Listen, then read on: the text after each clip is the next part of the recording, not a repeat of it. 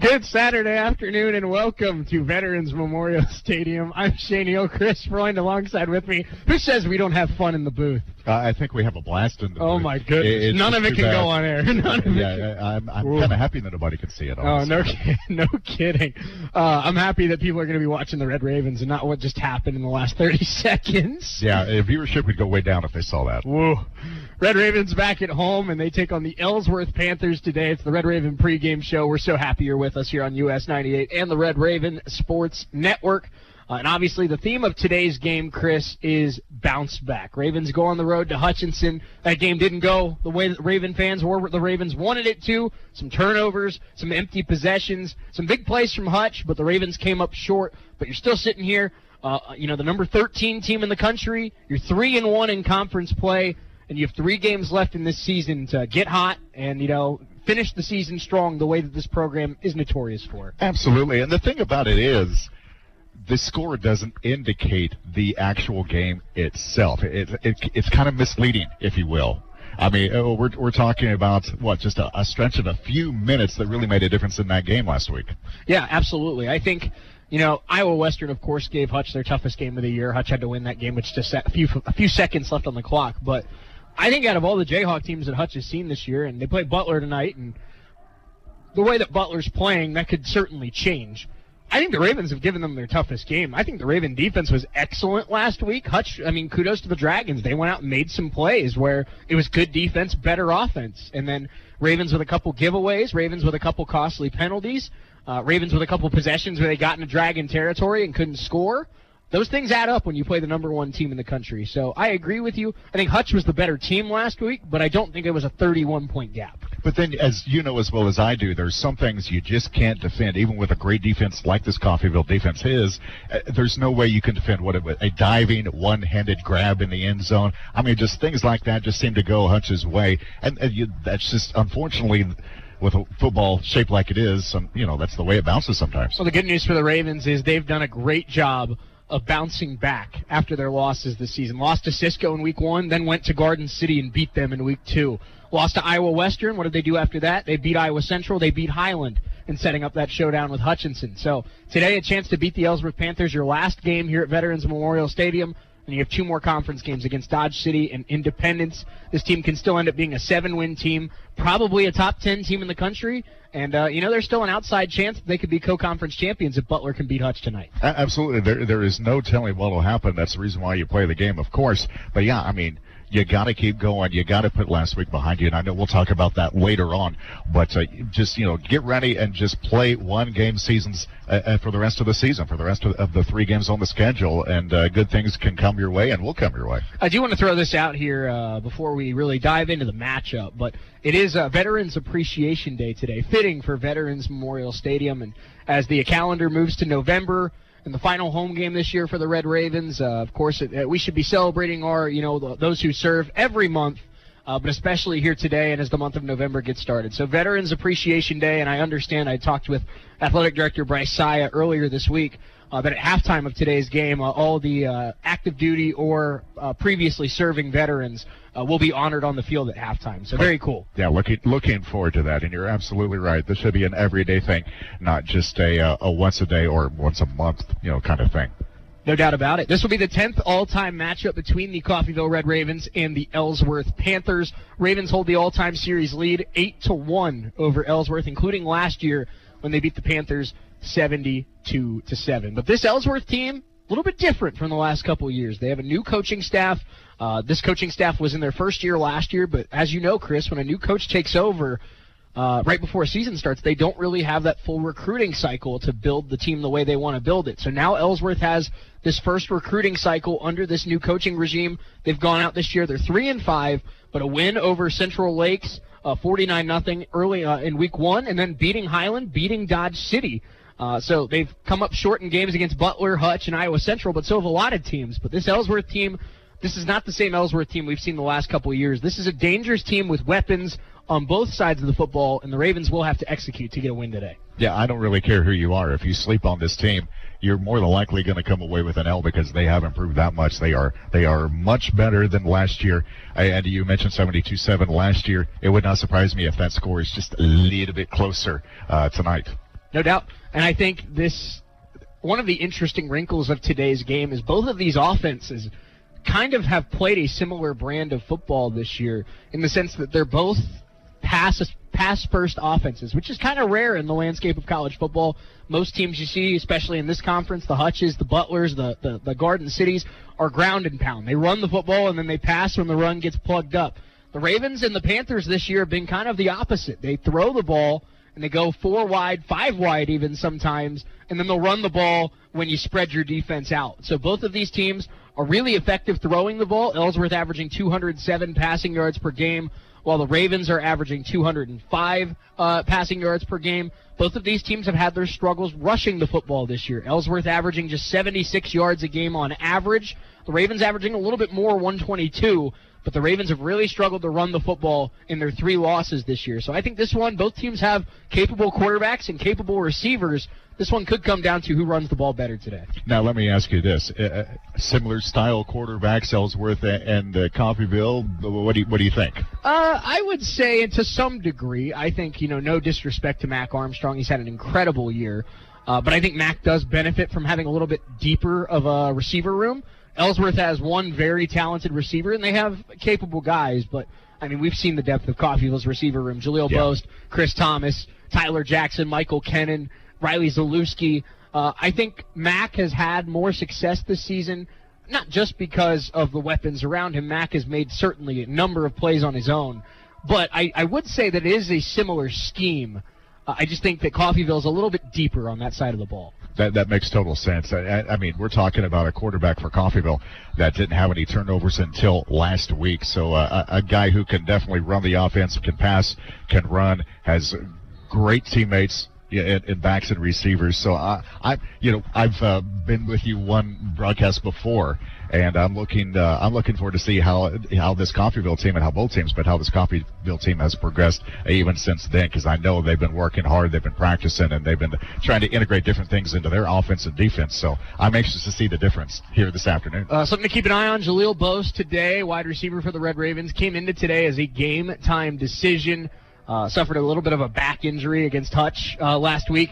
Nothing serious. We talked about it a little bit with Coach and a couple players on Wednesday night during the coaches show.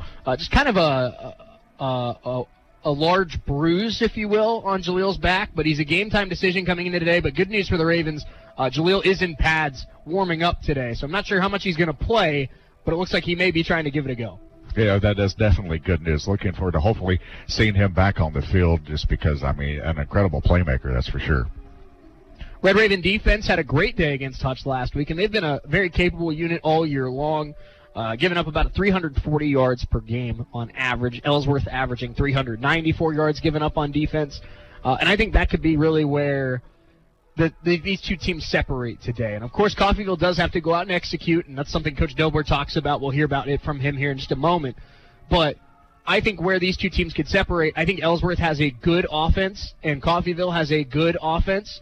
But I think Coffeyville has a good, great defense, and I'm not sure what Ellsworth has on the defensive side of the ball. So I think the Red Raven defense needs to continue what they're doing, getting takeaways like they have all year, and continue ramping up that pressure. The last 3 weeks, we've seen the Ravens up their sack total, getting pressure in the backfield. I'm looking at Jalen Atkins. I'm looking at Eric Butler. I'm looking at Cam Cyprian. Those guys need to get pressure in the backfield and make the Panthers' life miserable today. Is it wrong that I'm looking forward to the closing speed on that defense? I just love to see that defense just fly to the ball, and it's not just one or two. You have 5 or 6 all converging on the ball, and that's what I'm looking forward to the defensive side here this afternoon. What a busy day it is for Red Raven sports. We have the Red Raven women's soccer team taking on Cowley today in the first round of the region playoffs out in Arc City. Best of luck to them. That game gets started at 2 o'clock today, so a little bit after our kickoff time here at the Vet. Also, season opener for Red Raven basketball tonight. Red Raven ladies take on Bethany JV. We'll have pregame at 4:30, tip-off. I got to get used to that, don't I? Tip-off at 5 o'clock, and then the men immediately following at 7 against Southwestern JV. Chris, it's going to be a long day, and we're going to be putting some pressure on the old vocal cords, but not much better way you can spend your Saturday than Red Raven football followed by season opener of Red Raven basketball. Yeah, that is for sure. And just to kind of throw it out there, they're not going to fire me in the fourth quarter. Okay. I'm leaving here to go get ready for basketball. So if you don't hear me in the fourth quarter, it's not because they fired me just yet. Chris is taking one for the team. He's going to be departing the football broadcast at the start of the fourth quarter to go make sure that we're all set up at Nellis Hall because myself and Andrew Elrod are going to be kind of, the old dash as fast as we can. As soon as the game's over, it's going to be like sprint to the car and drive over there. So if the equipment's all set up, we're in much better shape. So I'm hoping somebody from Coffeyville PD will be listening and kind of give you a little grace just in case. How about an escort? That would work too. There you go. How about that? That's a good idea. Well, what do we got to do for that? That's a good question. Chief Bromley, can I get an escort over to Nellis? There you go. That's a good question. Yeah, we'll see. We have Coach Nick Delbler joining us right after this. It's the Red Raven pregame show here on US 98 and the Red Raven Sports Network. Earlier this week, we talked with Coach Delbler about this matchup with the Ellsworth Panthers. Ravens, their final home game at Veterans Memorial Stadium. We talk about what that means to this program. And bouncing back today against Ellsworth, Coach Delbler joins us in 3 minutes here on US 98 and the Red Raven Sports Network. When you or your loved ones need help, you can rely on Medical Lodges. For more than 50 years, Medical Lodges has been serving the area with multiple skilled nursing facilities, assisted living facilities, and home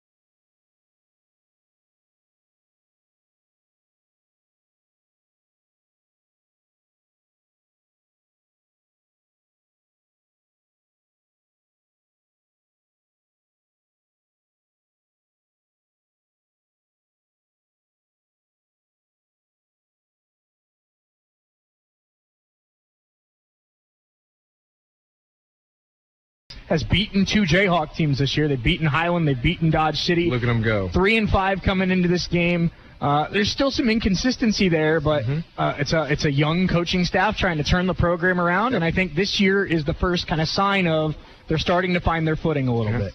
No, I saw that last year with being a new staff when we went up there and played them. You could tell during the game and all that, they had who they had. They were late staff hiring and didn't really have that full recruiting cycle.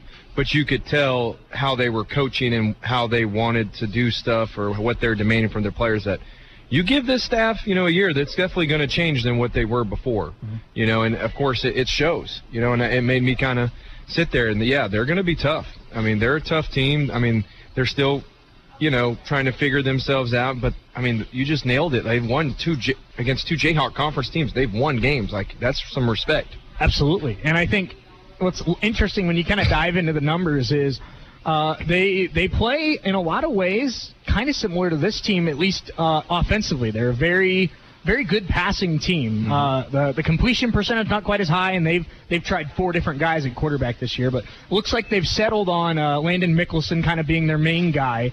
But they have 14 touchdown passes this year, Coach, and Mickelson has 6, and they have 3 pass plays over 60 yards this year, and their pass defense has been pretty good too. So it's a team that is building in the receiver room and building in the quarterback room, and it's a team that's building in the secondary, and they now have a foundation of, again, they don't have necessarily the depth yet of some of these top teams in junior college football, but you're starting to see those foundational pieces, those building blocks where it's not just, it's Ellsworth. It's, wow, this Ellsworth team has some guys. Yes, no, 100%, man. I mean, we're going to have to respect, we're going to play our best football and go out and execute. And if we do, we'll be okay. We still, on paper, that's the thing. But this is still, like college football, man, you never know. You got to strap it up every week and get ready to go and play your best football. And that's what we get to do is, it's a little tough, coming off the loss that we came from, but we get to flip it and we get to come at home. We're playing at home, and we get to play our best football and get back on track and play the best football that we've had all year. Yeah. I think when you're coming off of playing Derek Sally, there isn't many receivers that you could play that are more of a weapon than he is. And first of all, we didn't even talk about that. Defense did a great job on him. Held him to 2 catches for 17 yards. There was definitely some game plan in that. I'm sure there was. But I think there's also there's pride in being the first defense that he didn't score a touchdown against. Yeah, we were making sure they weren't going to look there for his first option.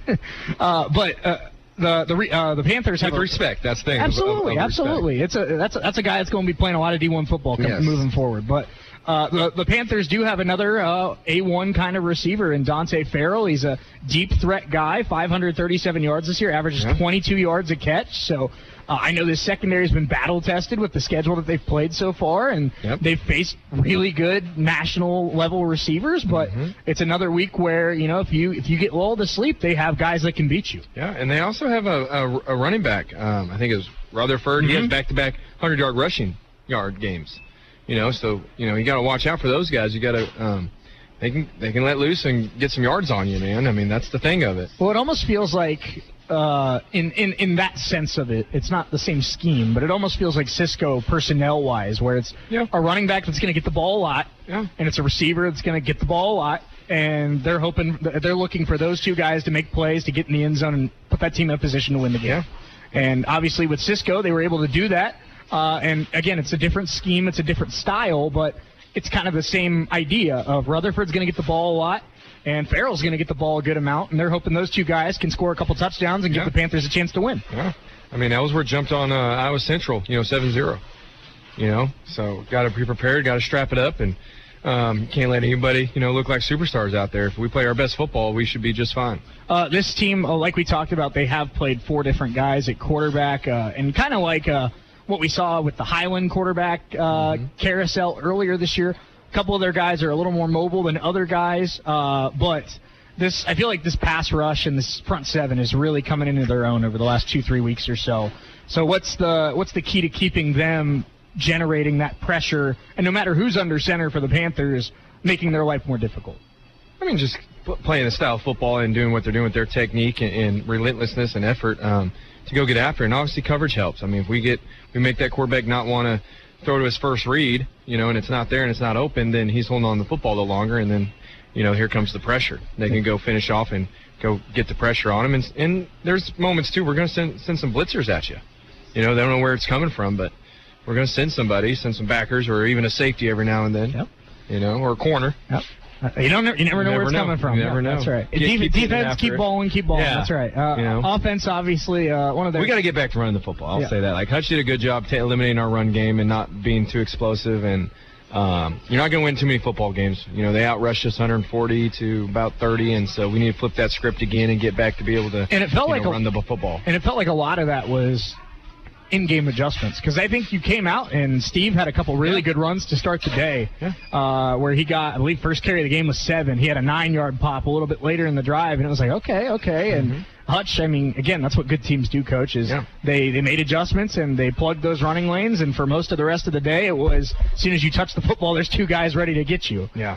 They sent some pressures, and, they did a good job schematically and had a game plan versus us, and then with some of our runs, you have the RPOs, and so when you see the blitz, it's not a great call in some of it, so you take the one-on-one matchup, and like I said, the DBs were kind of winning those one-on-one matchups, but our receivers are still pretty good. We're not going to face those same DBs this week, and so we should be able to exploit, in the RPO game and get our receivers open again and let them do their thing. There was a play where it stood out to me, and obviously in a game where you don't score, it's a straw that I'm reaching for, but Mack on a 3rd down, and I believe it was 16 or 19 or something like that. It was after a penalty. Had to have run 50 yards in the backfield, and broke out. Probably one of those plays. I'm like, just throw it away. He broke out of 2 or 3 sacks, and he runs probably 50 yards, and he eventually finds Steve. Yep. And gets like 15. Yeah, everyone's just excited that he dumped it off. We're like, oh my God, we got the first down. No, we were too far. It was almost, I mean, Coach, if he would have run straight the way that he was running side to side, he would have been in the end zone. Yeah. Scrambling for his life, creating some stuff. Felt like almost a Patrick Mahomes play. I think that was Kelsey wasn't out there. I guess where I'm going with this is Mack's been a playmaker all year. Yes. And he's been one of the best quarterbacks in this conference all year. But I think in the last 2-3 weeks especially, we are seeing more Mack outside the pocket. Mack using his legs, extending plays, throwing on the run, being able to make throws outside the pocket. And I think that's really opened up another dimension of this offense where first month of the season it was a lot of Mack pocket passing, first read there, second read there. And I feel like as this year's gone on, it's if first read there, second read, or first read and second read aren't there, Mack now can back out of the pocket, buy a little bit of time, and you have guys like Riley and Jaleel and Chris that are good enough receivers that they can find a way to get some space and get open. And it just comes with comfortability playing the game a little bit more now, understanding what he needs to do when stuff's not there. Like you said, if it's not the first read, okay, where do I go from there? And then that's not there, what do I do? Or if this happens, and understanding the playbook and the scheme and getting comfortable out there. You can tell he's advancing, and that's what you want. That's what this level's about, man. It's their first time playing some games and getting out there and playing football and watching them advance and keep getting better every time they're out there. Final game in front of the home fans for a lot of these guys, including the 3 that were in here tonight, Cam, Tay, and Sam. What does that mean to you and, this program as a whole to get that one final 60 minutes in front of Raven Nation and, trying to lead, put on a show in the final game at home? No, I mean, you hit it right there. I mean, I really enjoy it. I love coming and playing at our stadium in Veteran Memorial Stadium in front of our home crowd.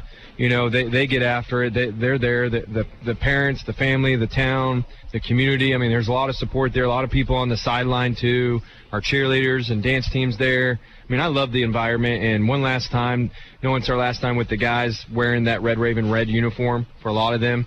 We got to make sure we send it out on top. And those guys understand that pride that goes along with it and that tradition and. Go out and play our best football and, man, go 1-0 one more time. In a life-threatening emergency, physicians matter. That's why at Coffeyville Regional Medical Center, we staff our emergency room with emergency medicine physicians 24 hours a day, 7 days a week. ER physicians at CRMC have access to general surgeons, specialists, medical imaging, lab services, and the technology needed in an emergency, all right here.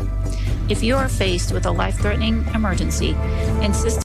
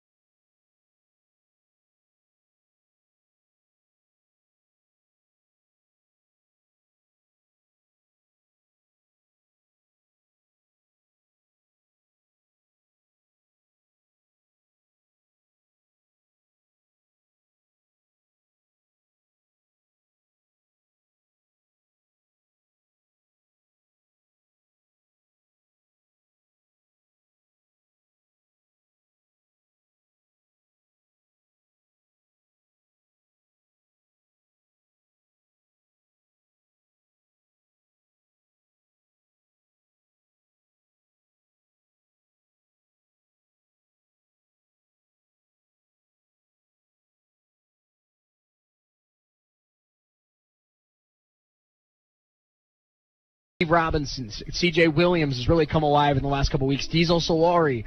I think the Ravens are really going to make a point to run the football today and run the football a lot. And I think this can be a good day for the running backs gaining some confidence. Absolutely. And with the running backs, it comes down to the play of the offensive line. If they're able to make those blocks effectively, like I think they're going to do this afternoon, we should see a successful day for all of the backs. Number 2, dial back on the turnovers. Ravens haven't really turned the ball over a ton this year on the offensive side of the ball, but a couple fumbles on some bad exchanges last week. One led to a Hutch touchdown and an interception thrown by Mac Armstrong. It was trying to throw the ball away, but Hutch made a good play to kind of snatch it. Ravens got to play a clean football game today and really, control this one from start to finish. Right, absolutely, and it doesn't matter which level you're on, from pro all the way down to peewee. If you lose the turnover battle, you have a harder chance of winning. So you're right, got to keep those turnovers down to a minimum, if not 0. And my last key to the game here today, Chris, is don't let it spiral. Obviously, last week didn't go the way the Ravens wanted it to. And now Hutchinson leads the Jayhawk Conference, but this is still the number 13 team in the country.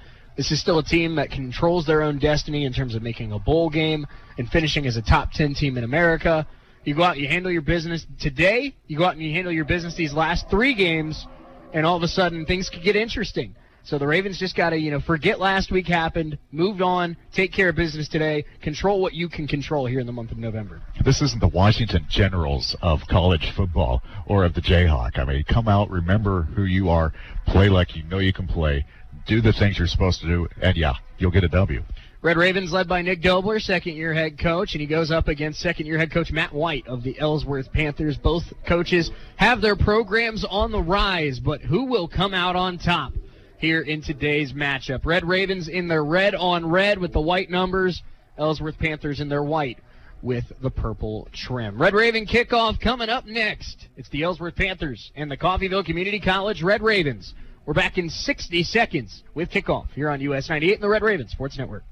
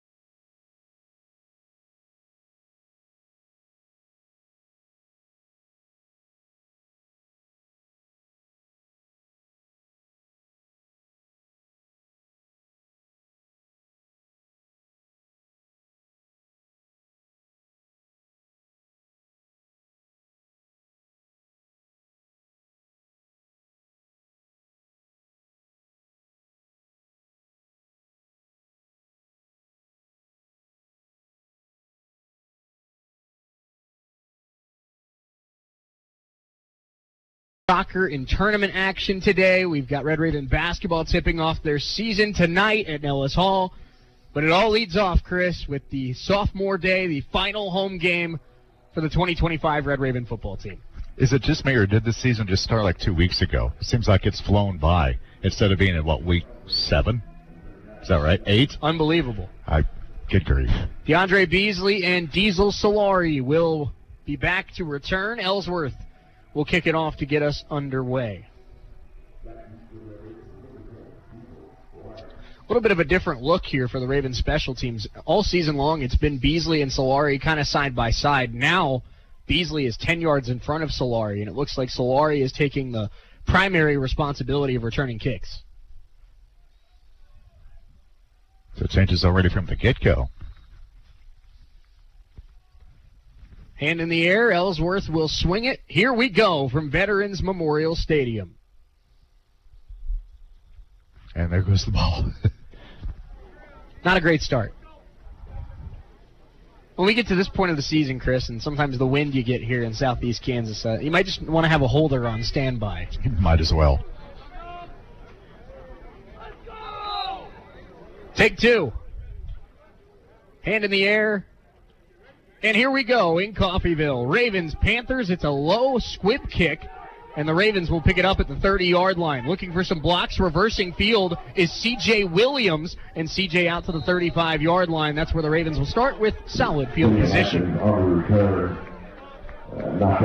What do you think, running about 30 yards to get a 2-yard return off of that short kickoff? I liked the idea. Yeah. He was trying to reverse field and get that corner, but Ellsworth did a nice job of kind of staying with him. Ravens, though, hey, you'll take starting at the 35 anytime. Yeah, I mean, you can't beat that field position at all. Great way to get some room to run and room to pass, but not too far, not too deep. Mac Armstrong is the quarterback for the Red Ravens. Steve Robinson to his left. And in motion, Tyler Jackson. Mac takes the snap, hand off to the right side. Robinson, nice cut. Steve up to the 39 with a gain of 4 on first down.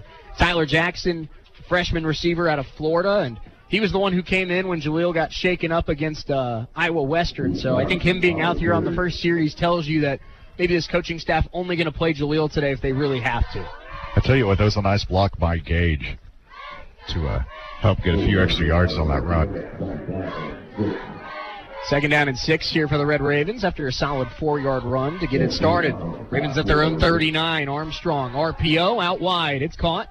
It's a room to run for Michael Kennan, a spin move, and he's got a first down up to the 48, gain of 9. Ravens have a lot of talented receivers on this team, but nobody has, I feel like, grown and developed the most from week 1 to now than Michael Kennan, the freshman. There's more spin on that than in my washing machine. First down, Ravens up near midfield at the 48-yard line after the catch by Mike Kennan. Zalewski in motion. And Armstrong tries to draw the Panthers offside as our first flag of the day. We'll see who flinched first. A lot of finger pointing, Shay. As there always is. Uh-huh. He did it. No, he did it.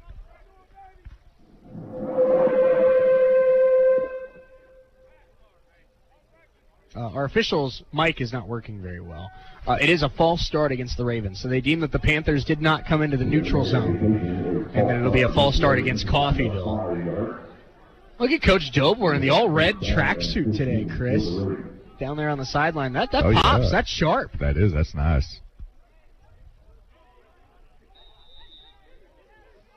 So now 1st and 15 for the Ravens at the 44 after the false start penalty. Armstrong in the shotgun, takes the snap, back to throw. Mack looking, now switching to the left side. Plenty of time for Armstrong now, runs out of time, taking a shot up the sideline, and incomplete, intended for Chris Thomas. Well protected was Armstrong, but well covered by the Panther defense. Yeah, there just wasn't a split second to get a pass into one of those receivers. 2nd down and 15 coming up, and we see Diesel Solari into the game for the Red Ravens. Solari, kind of this team's gadget player. He's on the roster as a running back, but you see him right here in this slot receiver look, and now he moves back into the backfield. 2nd and 15, Armstrong motions Riley Zalewski. And it's a handoff to Robinson. Steve breaks one tackle, but held to about a 3-yard gain, and 3rd and long coming up for Coffeyville at the 46-yard line.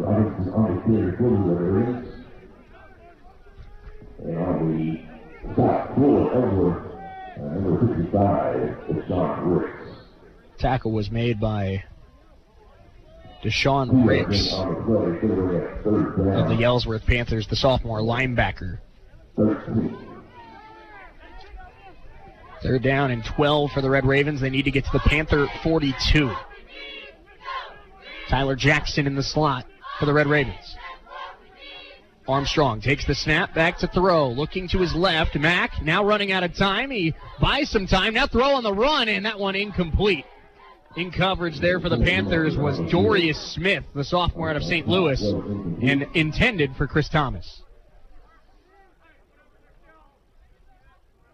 I don't know if that was there is a flag on the play, but I don't know if that was just a ricochet off the receiver, if it was batted away. I didn't really see what happened. Might have hit a helmet. Maybe, because it sure did take a big bounce back the other direction.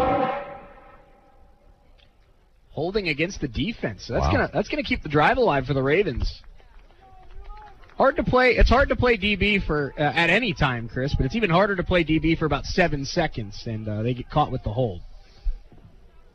Yeah, Mac doing a good job that's extending that play, and a good job of getting at least somewhat open to make that pass. First down Ravens now at the Ellsworth 46-yard line after the penalty.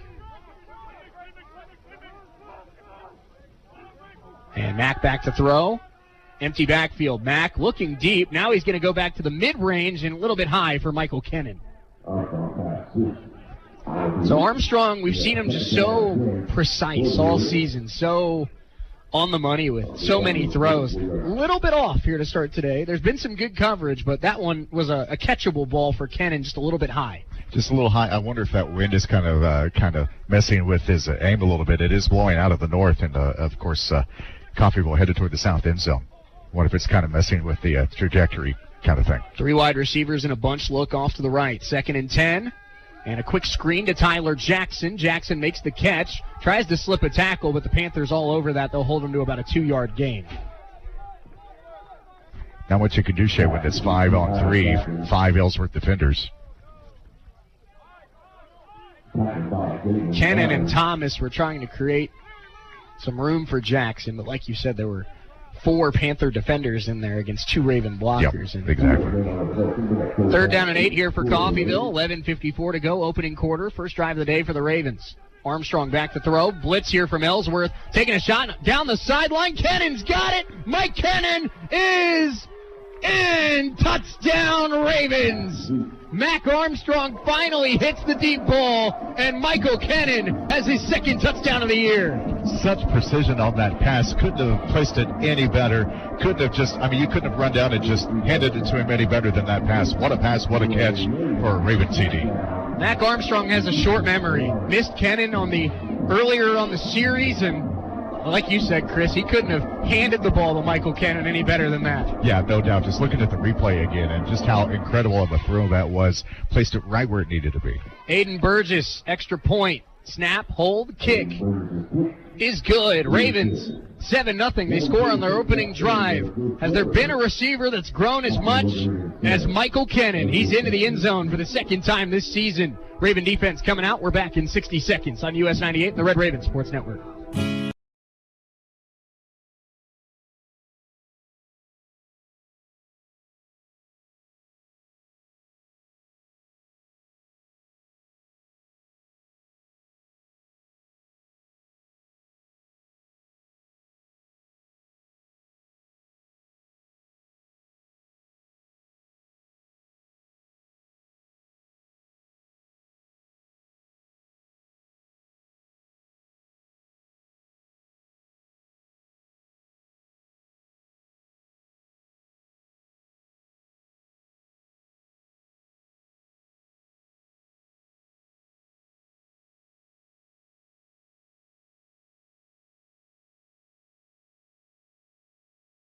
Sources.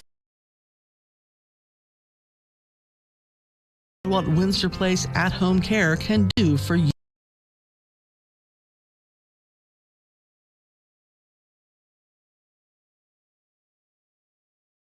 Aiden Burgess sends the kick away. This one returnable at about the 2-yard line. Ellsworth and the Ravens special teams will clog this up quickly, bringing him down at the 11. On the return there was Dante Farrell, 6'2" sophomore out of Cincinnati, Ohio. But the Ravens special teams do a nice job there.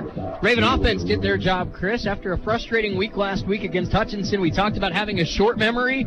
They go out, they get a beneficial holding call on a 3rd down, but then Mac Armstrong hooks up with Michael Kennan for a big 40-yard touchdown throw. Yeah, a great touchdown pass, great catch, and then all of a sudden a kick by Burgess. I mean, when you got the return man going into the end zone from the 2, always leads to a good return if you're the defense or the special teams for Coffeyville. First down, Panthers at the 11-yard line. They're in a shotgun set, 3 wide receivers to the right. And quick pull down, and RPO is caught for a gain of about 4. Starting at quarterback today for the Panthers is the sophomore out of Kansas City, Drew Polikovich. And Ellsworth has been experimenting with quarterbacks all season long. We've seen 4 different guys. But here today, at least at the start, it's Polikovich, the 6'5" sophomore.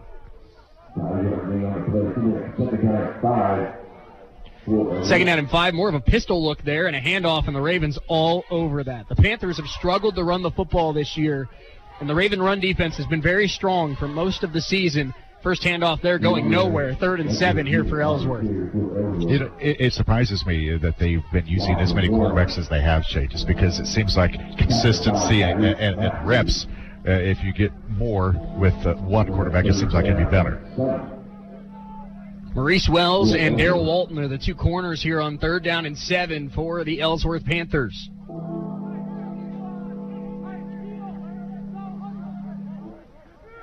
A.J. Bracey, Cam Cyprian, the two primary edge rushers here on 3rd down. Shotgun look. Palakovic takes the snap, rolling to his left, and now trying to dance his way out of trouble, and he's down. Caleb Stewart with the sack back inside the 5. Raven defense force a 3 and out, and a big sack for the Raven middle linebacker, Caleb Stewart. I don't know if that was a turf monster that got him or what it was, but a great defense, and my goodness. No disrespect to Drew, but there's not many quarterbacks in the country that I feel like could juke out Caleb Stewart. No, not at all.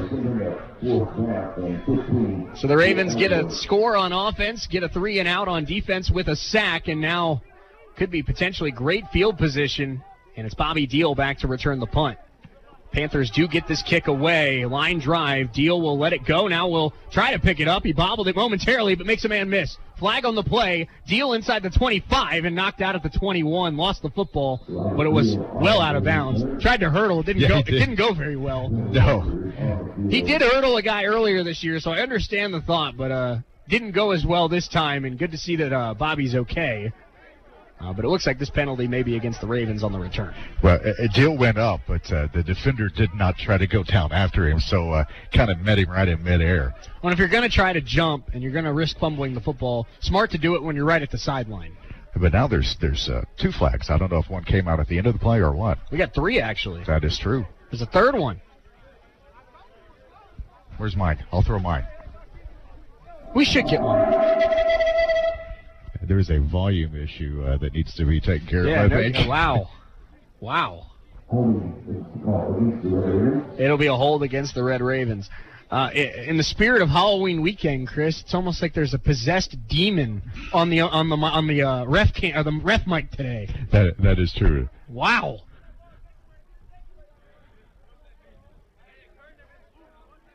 So the Raven offense will start back at their own 49 after the penalty, leading 7-0. And we'll see how much time's on the clock because I know it's not 15 minutes. That is true.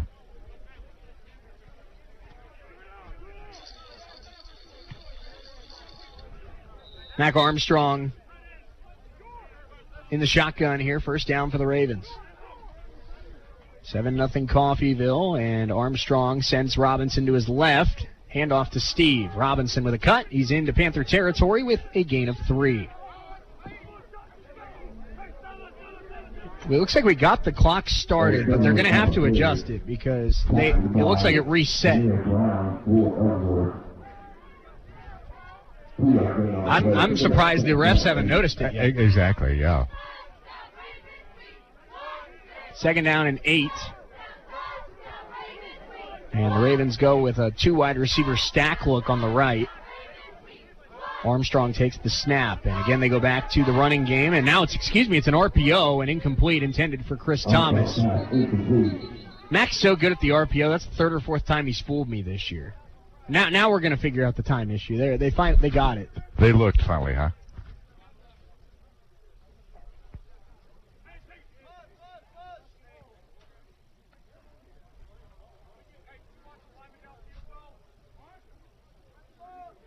I think Coach Delbert just realized what's happening, too.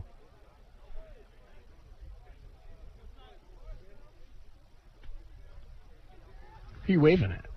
The guy that's waving down there. Oh, okay. I don't know if he's waving at me, but I see Athletic Director Bryce Saya down there. Maybe he's going to help out with the clock. Well, man, I'll tell you what. We have a real mystery here.